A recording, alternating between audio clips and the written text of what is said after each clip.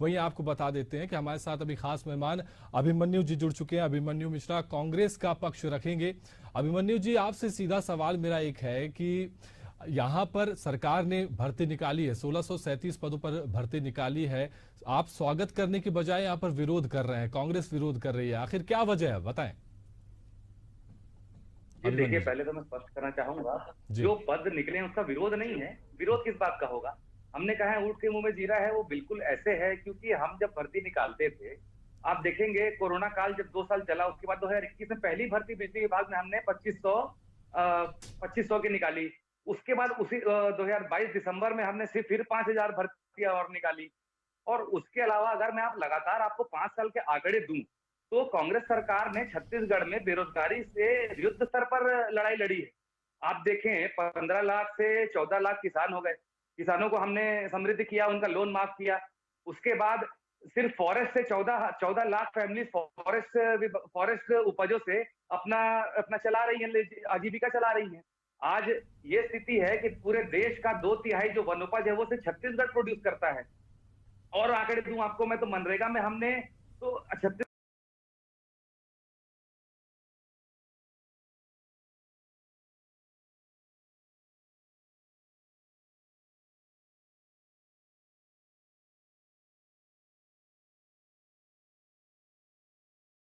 कर गए, वो हमने सिर्फ 0.4 पर ले आया, जो कि पूरे देश में सबसे कम था। पूरे देश में 8.5% लगभग बेरोजगारी दर 2022 में चल रही थी, जिस समय छत्तीसगढ़ में 0.4 मतलब आधे प्रतिशत से भी कम बेरोजगारी दर चल रही थी। तो ये सब क्यों हुआ? ये सब कांग्रेस की इन्हीं योजनाओं की वजह से सफल हुआ।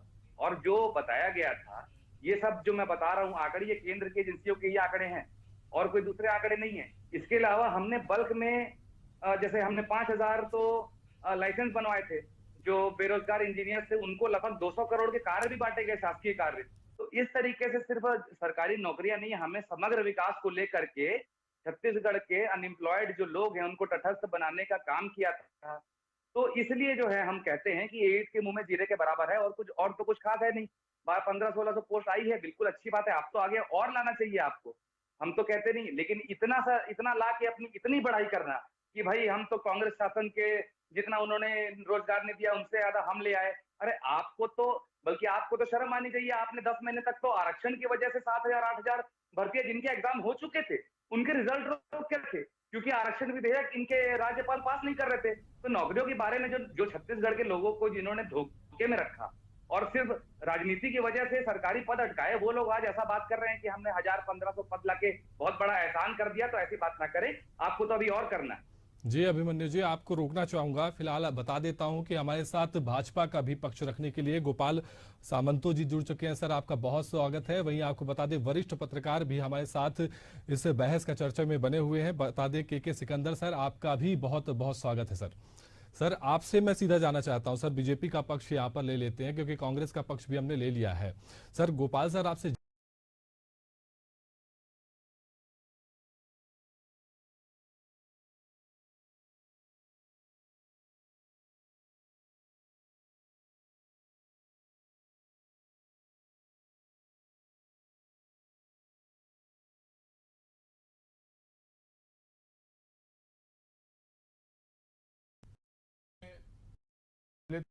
छत्तीसगढ़ के युवाओं को बधाई देना चाहता हूं। जी। उनके लिए बहुत बड़ा नौकरी का पिटारा खुला है। उनके भविष्य को देखते हुए आदरणीय विष्णुदेव साय जी की सरकार ने ऐसी पहल की है जिसकी गूंज आने वाले 30, 34, 35 साल तक, जब तक वो युवाओं नौकरी करते रहेंगे तब तक वो गूंज सुनाई देती रहेगी। और ऐसी पहल छत्तीसगढ़ में पहली बार हुई है। 15 साल जब भारतीय जनता पार्टी की सरकार रही आदरणीय डॉक्टर रमन सिंह जी के नेतृत्व में, तब भर्तियां होती थी। 5 साल जब भूपेश बघेल का काला कार्यकाल रहा, इस पूरे काले कार्यकाल में कोई भर्ती नहीं हो पाई। 2 बार इन्होंने कहा कि शिक्षकों की भर्ती करेंगे, लेकिन वो अंत तक कर नहीं हो पाई। पुलिस भर्ती 2 साल 3 साल तक लटकाते रहे, अपात्रों को पात्र बनाने की कोशिश करते रहे, और फाइनली 2023 में जब चुनाव आ गए थे, तब इन्होंने जल्दबाजी में बिना तैयारी की, बिना सूझबूझ के इन्होंने परीक्षा करवा दी, परीक्षाओं का रिजल्ट ला दिया, और जिसके कारण आज भी कोर्ट में केसेस चल रहे हैं और जिसके कारण 1.5 लाख युवा अपने भविष्य को खोज रहे हैं। सबने देखा है कैसे छत्तीसगढ़ के युवाओं ने नग्न होकर प्रदर्शन किया। पूरे छत्तीसगढ़ के युवा समाज भूपेश बघेल के कार्यकाल में इतना परेशान रहा कि जिसकी कोई द्वितीय अर्थ नहीं हो सकता। पीएससी घोटाला किसको याद नहीं है। आज इतनी सारी बातें कर रहे थे हमारे कांग्रेस के प्रवक्ता, वो सब शायद भूल गए हैं, या उनकी भ्रामक मशीन वाली जो उनकी कांग्रेस है, उन्होंने इनको भ्रम फैलाने के लिए अच्छे से तैयार किया है। पीएससी घोटाला किसी ने कोई भूल नहीं सकता। इतना बड़ा घोटाला, एक परिवार से 4 लोग, किसी परिवार से 3, किसी परिवार से 2, ऐसे ऐसे करके इन्होंने पद बांटे। पद तो ऐसे लग रहे थे पीएससी में जैसे इन्होंने घर में उसकी तैयारी की है और उसकी सैलरी, उसकी तनख्वाह और उसका काम एक परिवार में होने वाला है। ऐसे करके देश के पदों को इन्होंने अपने घर में बांट लिया। ऐसे करके देश के पदों को इन्होंने 1 आदमी या 2 आदमी ने घर में बैठ के सोचा और आपस में बंदरबाट कर लिए। भूपेश बघेल थे कहां?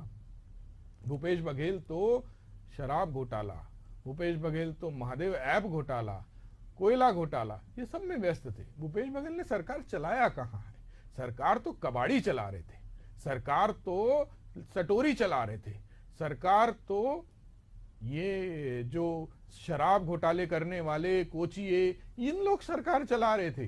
अरे मैं तो कांग्रेस के प्रवक्ता को बोलना चाहता हूं, आप भूल जाइए, मत बोलिए आपकी सरकार चल रही थी, बोलिए कोचियों की सरकार चल रही थी, बोलिए घोटालेबाजों की सरकार चल रही थी, बोलिए कोयला चोरों की सरकार चल रही थी। ट्रकों से कोयला चोरी करते हुए लोगों का वीडियो वायरल होता था, खदानों से न दूसरे बिना नंबर के गाड़ियों को कोयला भरते हुए वीडियो वायरल होता था। आपकी सरकार थी कहां?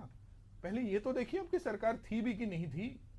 तो ढेबर और अकबर के बीच में ही फंसी हुई थी। अभिमन्यु जी, बड़ा आरोप यहाँ पर गोपाल जी ने लगा दिया है कांग्रेस पर। भूपेश सरकार में जो घोटाले हुए, पीएससी घोटाले का जो मामला यहाँ पर चल रहा था, उसको लेकर भी उन्होंने गंभीर आरोप लगाए हैं। क्या कुछ कहेंगे, बताएं। देखिए, देश में सबसे बड़ी बात आ गई है कि भारतीय जनता पार्टी के लोग जब भी बोलते हैं तो झूठ बोलते हैं। अभी गोपाल सामंतो जी को मैं सुन रहा था, उन्होंने भर भर के झूठ बोले। पहला झूठ तो उन्होंने कहा कि रमन सिंह जी की सरकार में नौकरियां दी जाती थी, लोगों के पास रोजगार था, और हमारे भूपेश बघेल जी की सरकार के समय किसी के पास नौकरी थी नहीं ना, एक भी नौकरी दी थी कि उन्होंने तो यहाँ तक क्या डाला। मैंने अभी थोड़ी देर पहले आपको कुछ आंकड़े दिए थे कि कितनी नौकरियां निकली। अब मैं बताता हूँ, अगर रमन सिंह ने इतनी नौकरी दी तो 23.3% बेरोजगारी दर थी, और जो भूपेश बघेल जी ने आकर एक भी नौकरी नहीं दी तो वो बेरोजगारी दर उतर के 0.5% से भी कम आ गई, 0.4%। गोपाल जी, आपको मैं शांति से सुना, आप भी थोड़ा देर सुनिए। और ये हम नहीं कह रहे, ये एनसीईआरटी, ये केंद्रीय इनका संस्थान है, उसी की रिपोर्ट है। गोपाल जी प्लीज मुझे बोल लेने दीजिए, मैंने आपके बीच में नहीं बोला। दूसरा, आपने सवाल पूछा एसआई भर्ती का। एसआई भर्ती का सारा काम हमने 4 महीने में निपटाया। वो 4 महीने में काम होने के बाद आज 9 महीने से ये लोग अटका के रखे हुए हैं। वो एसआई भर्ती के लोग मुंडन करा के विजय शर्मा जी के पास पहुंचे, उन्होंने क्या जवाब दिया उनको? उन्होंने बोला 15 दिन में निकल गए। विजय शर्मा जी क्या बोलेंगे? परीक्षा ली थी, सिद्धांत जी 2 मिनट इनको रोकिए, मुझे अपनी बातें कह लेने दीजिए। मैं इनके बीच में नहीं बोल रहा, ऐसे एक दूसरे के ऊपर हम लोग ओवरलैप करेंगे तो जनता तक बात तो नहीं पहुंच पाएगी ना। उनको मैं बोलने दूंगा, अगर वो मेरे को बोलने नहीं दे रहे तो मैं भी उनको बोलने नहीं दूंगा। 1 मिनट गोपाल जी को आप शांत करा दीजिए, तब मैं अपनी आगे की एक करके आपके सारे जवाब दूंगा। अपन शांत नहीं होंगे। कोई भी झूठ पीएससी घोटाले पे आपने बोला, पीएससी घोटाला आप लोग 9 महीने से राग अलाप रहे हैं। एक गिरफ्तारी पीएससी घोटाले पे आप लोगों ने की हो तो बताइए। झूठ बोलेंगे, सिर्फ और सिर्फ टीवी पे बैठकर झूठ बोलना, माइक पकड़कर झूठ बोलना। सर आप दोनों से निवेदन करूंगा सर, अपनी बारी पर बोले।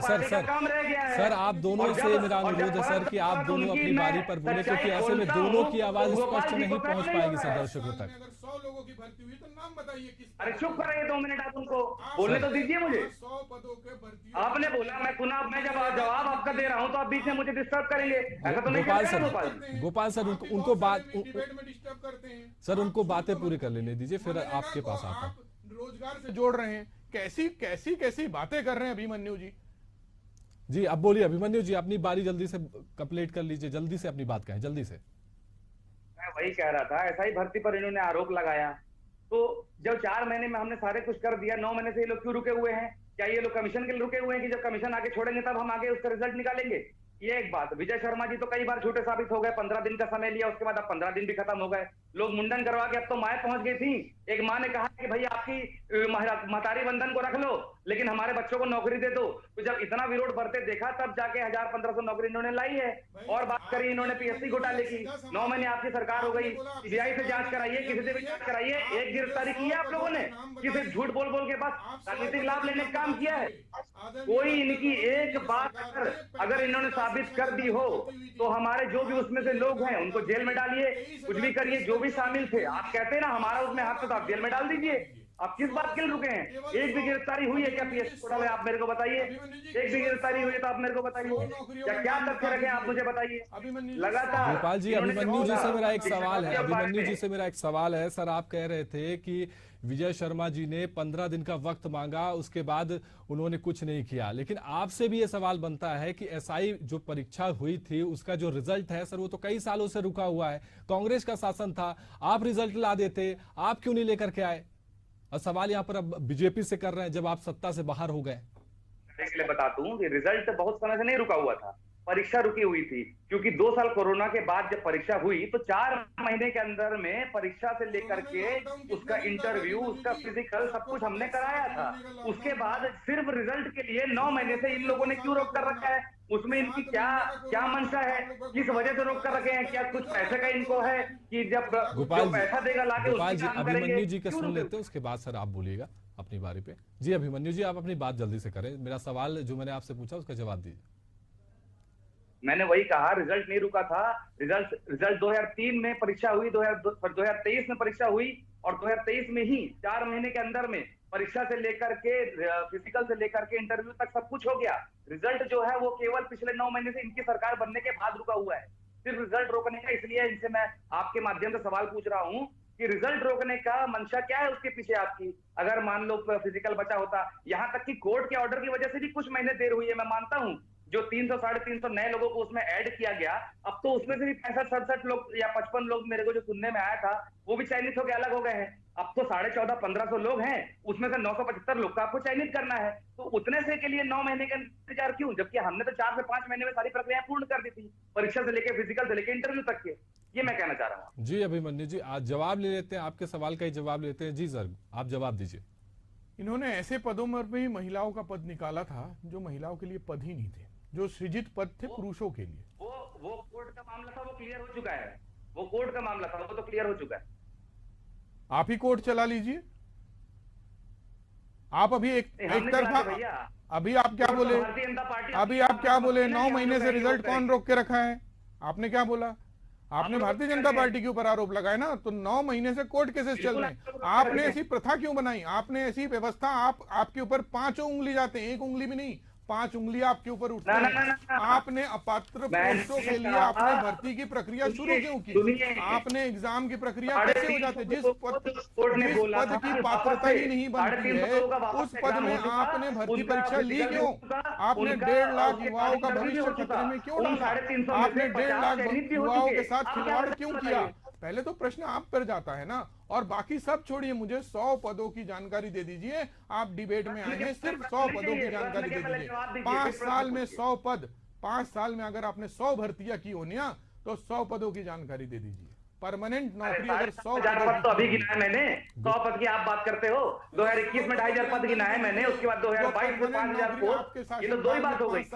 बात करते हो तो गोपाल जी, हर चीज में आप कोरोना के 2 साल गिनते हैं। क्या कोयला घोटाला 2 साल के लिए रोक के रखे थे? क्या महादेव सट्टा ऐप 2 साल के लिए रोक के रखे थे? क्या शराब घर घर पहुंचाए? आप कोरोना की बात करते हैं, मैं आपको बताता हूं, आप कोरोना काल में घर घर में शराब पहुंचाते थे, तो घर घर में नौकरियां क्यों नहीं पहुंचाई?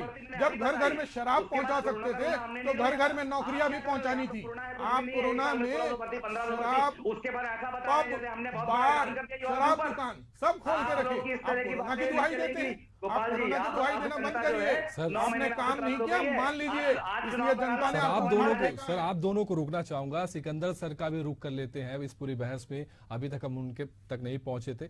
सर, आपसे मेरा सीधा सीधा सवाल है, क्या कुछ, क्योंकि आरोप तो दोनों ही दल एक दूसरे पर करते रहते हैं, आरोप प्रत्यारोप चलता रहता है, यहाँ पर भर्ती भी निकली है, कई तरह से सवाल भी उठते हैं, क्योंकि अभी तो भर्ती निकलेगी, पर क्या कुछ अब समझ में आता है? क्योंकि कई सवाल इसमें भी उठते हैं कि कि कई बार देखा जाता है कि परीक्षा नहीं हो पाती, देरी से परीक्षा होती है, उसके बाद रिजल्ट आने में भी समय लगता है। इस पर क्या आपकी दृष्टिकोण से जरूरी बातें हैं? इस सरकारी नौकरियों का सवाल जहाँ तक है, इसमें कहीं कोई दो राय नहीं है कि सरकार में बहुत सारे पोस्ट खाली हैं जी। लेकिन ये पोस्ट कोई 9 महीने में खाली नहीं हुए हैं। ये पोस्ट पहले भी खाली थे, रमन सिंह के समय भी खाली थे और भूपेश बघेल की सरकार के समय भी खाली रह गए, वो भरे नहीं जा सके।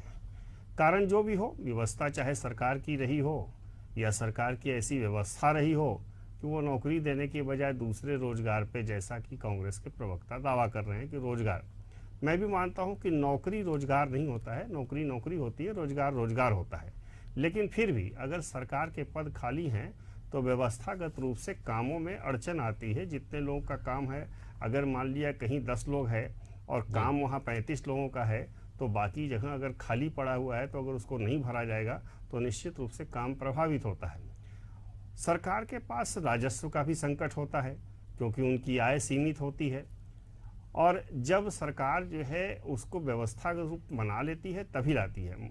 मैं नहीं समझ पा रहा हूँ कि क्यों भूपेश बघेल जो है ये 3 लाख नौकरियों का, जिसका शिव डहरिया अभी चर्चा कर रहे थे, वो 3 लाख नौकरी तो उनके 5 साल की सरकार में भी थी खाली, उनको भर लेना चाहिए था, लेकिन वो नहीं भर पाए। अब जो है अगर मान लिया किसी चीज़ का की शुरुआत हुई है, मैं ऊँट के मुंह में जीरा कांग्रेस के आरोपों को मैं सही मानता हूँ कि उन्हें अगर शुरू भी हुई है, लेकिन फिर भी उनका स्वागत किया जाना चाहिए। और आरोप ये लगाए जाने चाहिए थे कि अगर सरकार इन पदों को भरने के बाद फिर आगे की प्रक्रिया बंद कर देती है तो सरकार कटघरे में आ सकती है कि केवल आपने ऊँट के मुंह में जीरा। लेकिन अगर सरकार छोटे छोटे खंड में, छोटे छोटे विभागों के, जैसे अभी इसमें मैं देख रहा था पीएचई विभाग में है, खाली हुआ है, स्वास्थ्य विभाग का इसमें बात है, वन विभाग की बात है, 3-4 विभागों में इसमें भर्ती होने की बात है। मुझे लगता है कि सरकार ने शायद ये छोटे छोटे स्थानों को भरने का इसलिए प्रयास किया है कि पिछले जो अनुभव रहे हैं, देश भर में रहे परीक्षाओं में घोटाले, परीक्षा भर्ती में, नियुक्ति में घोटाले, खुद छत्तीसगढ़ में जो घोटाले हुए नियुक्ति के मामले में, अभी जिसकी चर्चा दोनों प्रवक्ता ही कर रहे थे, उन्होंने भी माना कि कोर्ट ने इस बात को तय किया। भाजपा के प्रवक्ता ने कहा भाई कोर्ट तक जाने की नौबत क्यों आई, क्योंकि गलत था। तो मुझे लगता है कि छोटे छोटे संख्या में जो भरने का काम सरकार ने शुरू किया है वो इसलिए किया है ताकि जो पारदर्शिता बनी रहे और सरकार पे आरोप भी ना लगे और सरकार काम भी करती रहे। एक साथ 3 लाख लोगों की भर्ती संभव नहीं है, खुद कांग्रेस नहीं कर सकी अपने सरकार के। तो अगर शुरू हुई है तो इसका स्वागत होना चाहिए। हाँ, दबाव ये होना चाहिए कांग्रेस की ओर से कि आगे अगर ये प्रक्रिया नहीं शुरू होती है, इतने ही पर रुक जाती है, तो कांग्रेस को मौका है बोलने का। संसद से लेकर सड़क तक हंगामा करते रहे हैं, उनको ये अधिकार है, विपक्ष में है इस समय तो उनका अधिकार है। तो ऐसी स्थिति में मेरा मानना है कि सरकारी नौकरियां जो अगर आई हैं तो इसमें आनी चाहिए। सरकार अपनी जो है जो राजस्व की व्यवस्था है, क्योंकि उनको भुगतान भी करना होगा, क्योंकि हर सरकार कर्जे में चल रही है, तो उसके भुगतान की व्यवस्था जितनी जितनी करती जाएगी सरकार, मुझे लगता है कि भर्ती करेगी। और इससे युवाओं को, जो युवा रोजगार के लिए बैठे, सरकारी नौकरी के लिए बैठे, मैं रोजगार की बात नहीं करता हूं, क्योंकि जिन युवाओं को रोजगार करना होता है वो रोजगार कर लेते हैं, लेकिन जो केवल सरकारी नौकरी के भरोसे बैठे हुए हैं कि हमें सरकारी नौकरी ही करनी है, अब उसके पीछे उनका क्या चार्म है ये सबसे किसी से छुपा नहीं है कि सरकार के पास नौकरी मिलने के बाद क्या करते हैं, कितना काम करते हैं, कितनी निगरानी हो पाती है, कितने यूनियन उसमें खड़े हो जाते हैं, किसी चीज़ में अड़चन आती है। मैं पटवारी से लेकर बाकी सारे लोगों को मैंने देखा हो, अगर कुछ काम मन का नहीं हुआ, यूनियन से लेकर खड़े हुए काम सारा बाधित हो गया, पब्लिक परेशान होती है। तो सरकारी नौकरी का चार्म इसीलिए है ताकि वो संगठित मजदूर हो जाते हैं और उसके बाद वो सरकार को घेरते हैं, सरकार से अपने संगठन में होने का फायदा उठाते हैं। तो मुझे लगता है कि सरकारी नौकरी का चार्म केवल इसीलिए है क्योंकि जिनको रोजगार करना होता, जैसा कि कांग्रेस के प्रवक्ता भी कह रहे थे, उन्होंने बताया कि वनोपज से हमने बढ़ाया, चलो मनरेगा को भी मैं मान लेता हूँ, और दूसरे माध्यम जिनको रोजगार करना वो रोजगार कर रहे हैं, वो सरकारी नौकरी के भरोसे नहीं है। लेकिन जिनका सपना सरकारी नौकरी पाने का ही है, उनके लिए अवसर है और ये अवसर आगे भी बना रहे।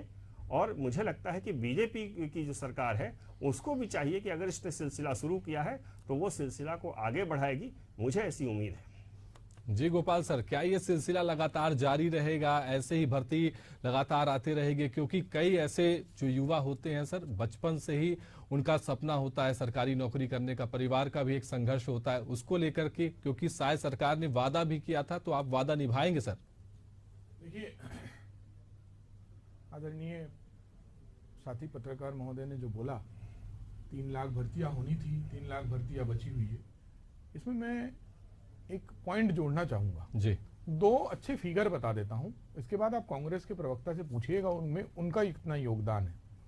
1,78,073 1,78,073 शिक्षाकर्मी आज कार्यरत है छत्तीसगढ़ में।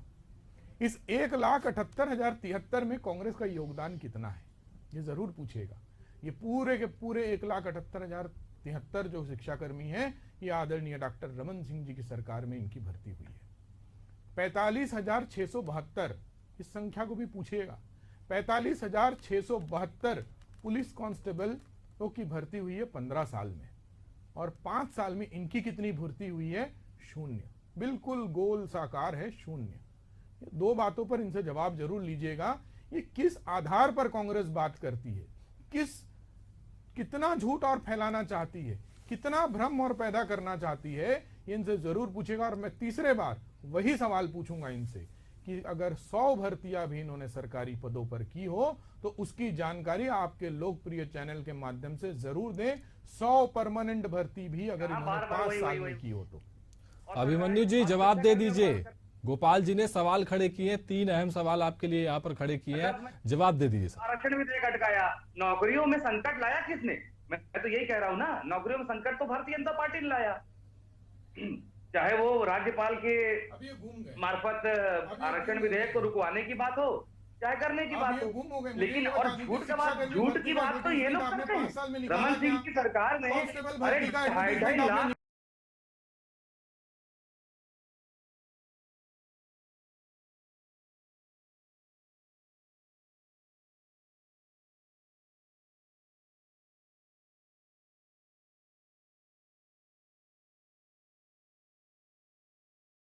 जितना हो सका है केंद्र सरकार ने तार्किक तो बनाई। मैंने कहा ऐसे और यही कहा कि केंद्र सरकार की लाख अड़चनों के बावजूद हमने 22.5 मत करिए, बेरोजगारी दर को आधे प्रतिशत शिक्षाकर्मी में और वो कैसे लाया, उसमें मैं बाकी चीजें गिना रहा था, और उसके बाद में जब बाकी चीजें गिना रहा था उसको ये अलग वही पे ले गए। और जब मैं बोलता हूँ तो बीच में बोलना चालू कर देते हैं।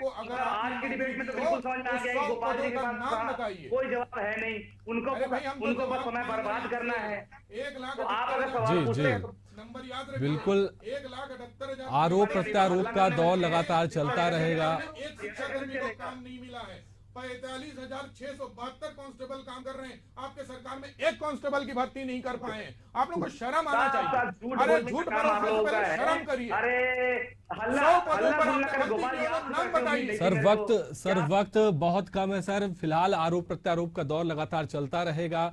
अब यहाँ पर सरकार ने 1600 से अधिक भर्ती यहाँ पर निकाली है बेरोजगार युवाओं के लिए। अब देखना होगा कि किस तरह से ये परीक्षा पूरी होती है और रिजल्ट कब जारी होते हैं और ये भर्ती पूर्ण कब होती है। फिलहाल आप तीनों मेहमान का हमारे साथ जुड़ने के लिए, इस चर्चा का हिस्सा बनने के लिए बहुत बहुत धन्यवाद। तो फिलहाल ये बहस यहीं पर छोड़ जाते हैं और देखते हैं कि कब ये जो भर्ती परीक्षा है पूरी होती है और जो एसआई अभ्यर्थी है उनकी भी जो इच्छा है, जो उनका रिजल्ट रुका हुआ है, वो कब तक यहाँ पर सामने आता है। फिलहाल इस बहस में इतना ही। नमस्कार।